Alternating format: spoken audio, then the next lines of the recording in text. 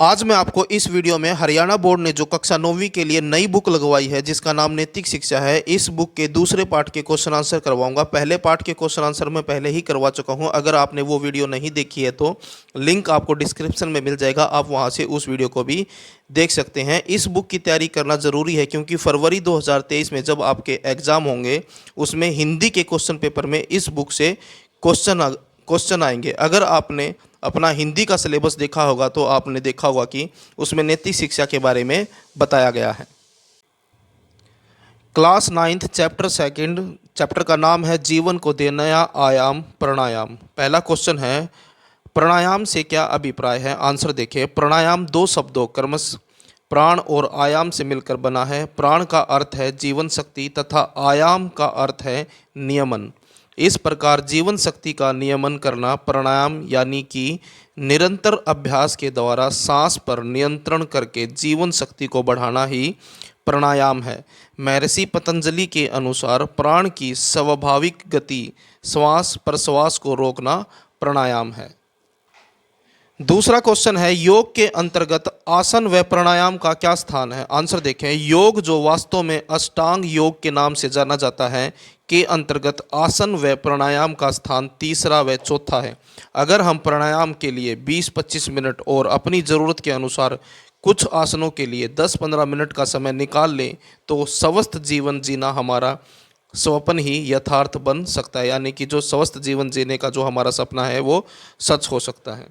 Next question है question number 3, यौगिक क्रियाएं हमें किस प्रकार असीम आनंद प्रदान करती हैं? आंसर देखें। यौगिक क्रियाएं मनुष्य की चेतना और ब्रह्मांडीय चेतना का मिलन कराती हैं। ये शरीर के आंतरिक विकारों को दूर कर मन एवं चित्त को शिथिल करती हैं तथा अंतःकरण को शुद्ध करती हैं। इस प्रकार यौगिक क्रियाएं हमें असीम आनंद प्रदान करती हैं। नेक्स्ट क्वेश्चन है क्वेश्चन नंबर 4, प्राणायाम करते समय किन सावधानियों की आवश्यकता है? तो आंसर देखिए। प्राणायाम करते समय शरीर के किसी भी हिस्से में तनाव नहीं रहना चाहिए। दोनों हाथ दोनों घुटनों पर ज्ञान मुद्रा की स्थिति में रखने चाहिए।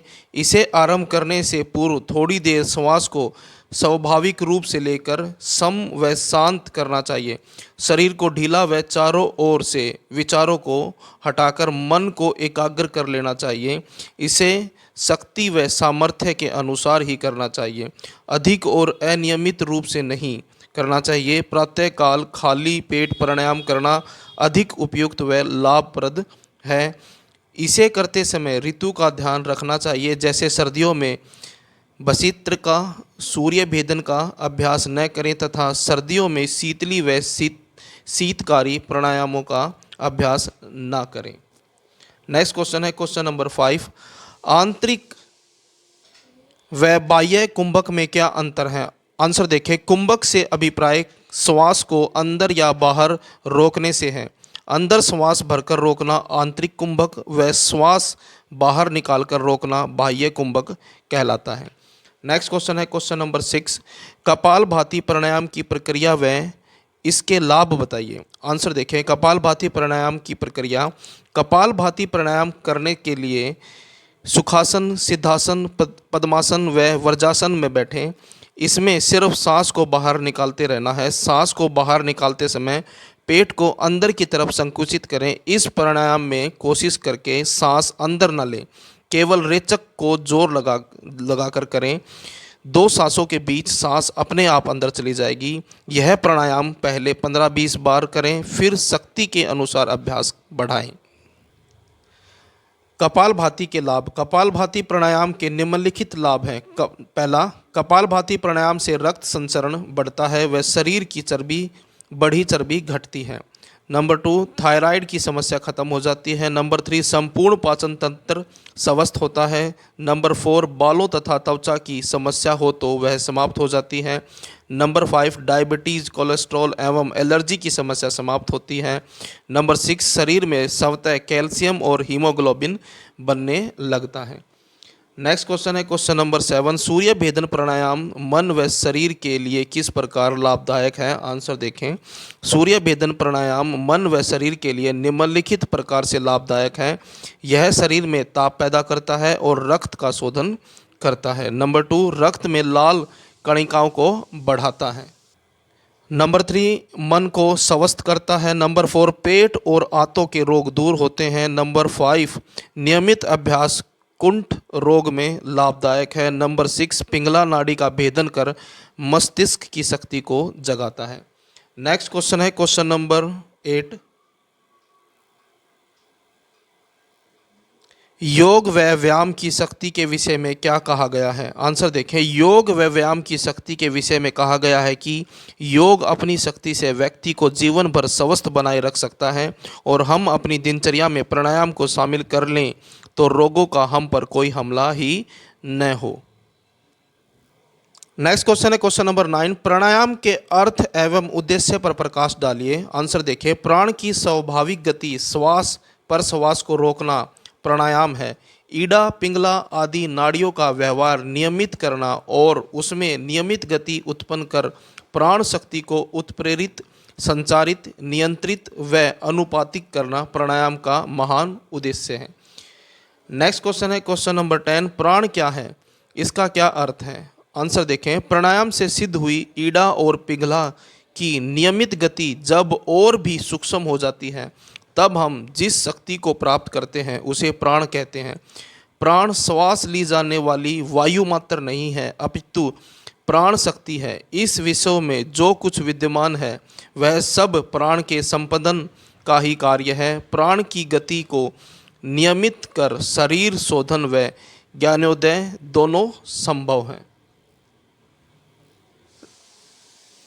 नेक्स्ट क्वेश्चन है क्वेश्चन नंबर 11, प्राणायाम की आवश्यकता व महत्व पर प्रकाश डालिए। आंसर देखें, जिस प्रकार शरीर की शुद्धि के लिए स्नान की आवश्यकता होती है उसी प्रकार मन की शुद्धि के लिए प्राणायाम की आवश्यकता होती है। प्राणायाम से हम स्वस्थ और निरोग होते हैं, दीर्घायु प्राप्त करते हैं, हमारी श्रवण शक्ति बढ़ती है और मस्तिष्क पर सकारात्मक प्रभाव पड़ता है। इससे हमारे आमाशय, लीवर, किडनी, छोटी बड़ी आंतें तथा पाचन संस्थान के सभी अंग प्रभावित होते हैं और कार्यकुशल बनते हैं।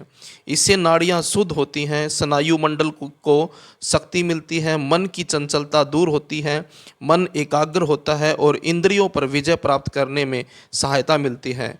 मनु का कहना है, जैसे अग्नि से धोखे हुए स्वर्ण या आदि धातुओं के मल नष्ट हो जाते हैं उसी प्रकार प्राणायाम करने से इंद्रियों के मल नष्ट हो जाते हैं। नेक्स्ट क्वेश्चन है क्वेश्चन नंबर 12, सुषुम्ना नाड़ी किसे कहते हैं? आंसर देखें,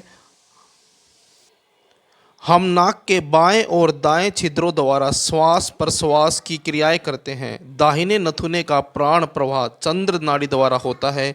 ये दोनों प्राण प्रवाह मिलकर जो तीसरा प्राण प्रवाह बनाते हैं उसे सुषुम्ना नाड़ी कहते हैं। नेक्स्ट क्वेश्चन है क्वेश्चन नंबर 13, सूर्य भेदन प्राणायाम की विधि बताइए।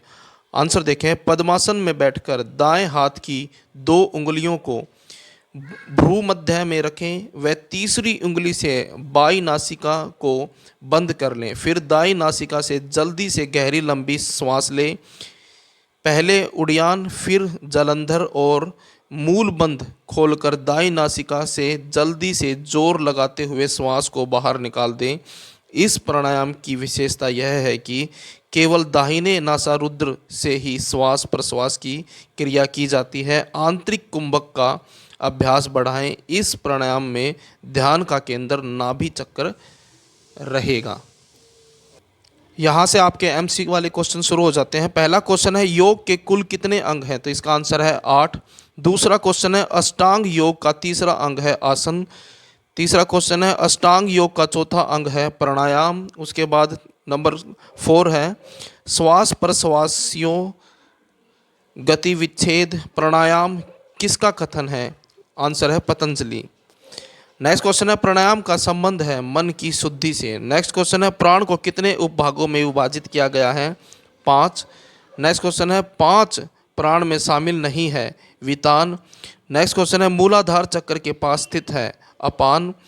नेक्स्ट क्वेश्चन है क्वेश्चन नंबर 9, कंठ से हृदय तक व्याप्त है प्राण। नेक्स्ट क्वेश्चन है, नाभि से हृदय तक रहने वाली वायु को कहते हैं समान। नेक्स्ट क्वेश्चन है क्वेश्चन नंबर 11, कंठ से मस्तिष्क तक रहने वाली वायु को कहते हैं उदान। सारे शरीर में व्याप्त प्राण शक्ति है व्यान। गर्मियों में निम्नलिखित में से कौन सा प्राणायाम नहीं करना चाहिए? तो इसका आंसर है सूर्य भेदन।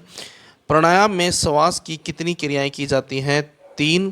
प्राणायाम के दौरान लगने वाला बंध नहीं है, तो इसका आंसर है कुंभक। तो ये थे आपके 9वीं क्लास के नैतिक शिक्षा के दूसरे पाठ के क्वेश्चन आंसर। वीडियो अच्छी लगे तो लाइक करें, चैनल को सब्सक्राइब करके ऑल के बटन के ऊपर क्लिक कर लें ताकि जब भी नेक्स्ट वीडियो अपलोड हो तो उसका नोटिफिकेशन आपको मिल जाए।